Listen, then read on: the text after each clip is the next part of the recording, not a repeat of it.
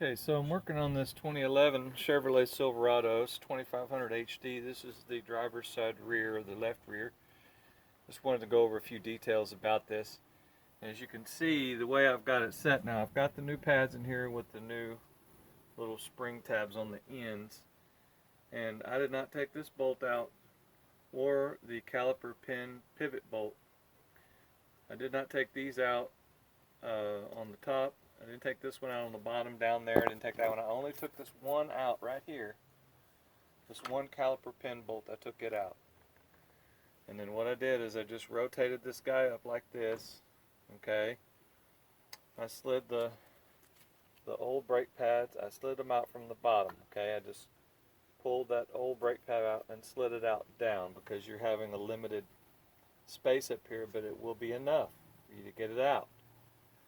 Okay, the reason why I'm talking about it like this is because if you don't want to take everything apart and you just want to do a pad slap, okay, that's what this is.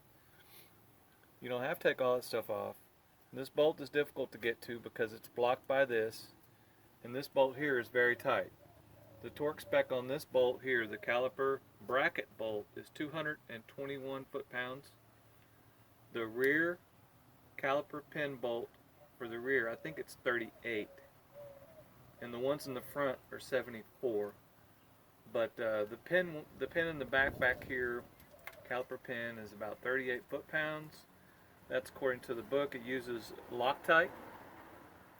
It's difficult to come out all the way out. It's got Loctite on it. Okay, it comes from the factory that way. But I got it all cleaned up. Got some high-temperature ceramic lubricant on there. I think I got it from Napa Auto Parts. But that's it. That's all you got to do. And then get it all back together, lube your pin and clean your pin up, and that bushing down there. Clean all that up and get it ready. And you'll have to push it in like this. You'll have to clear it to get it to go on.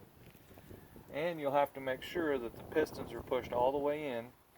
And I just used the old brake pad and my piston pin compressor tool in there with it just hanging here just like this.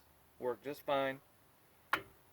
Save yourself a lot of time and trouble and unnecessary work by just doing just a few things different and working smart. So that's it. The lug nuts on these are 140 foot-pounds.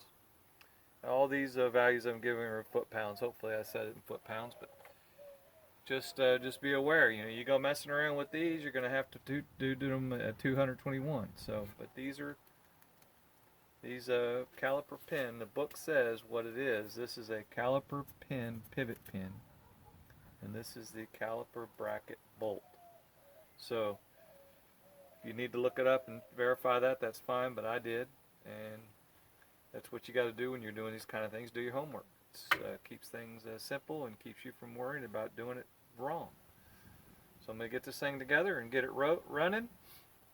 The other thing about doing these that I didn't talk about in a previous video is that the book says the procedure for new brake pads is to go drive it 30 miles per hour from 30 miles per hour to a dead stop approximately 20 times. It doesn't say do it 20 times in a row. Okay? You do it a few times, things are going to get hot. You got to let it cool off. Maybe even cool off for about 30 minutes, but you don't want it to get too hot. You'll overheat your brakes. That is called burnishing. It's called burnishing the brake pads. Okay? Because these rotors are used, it might even take even more than that.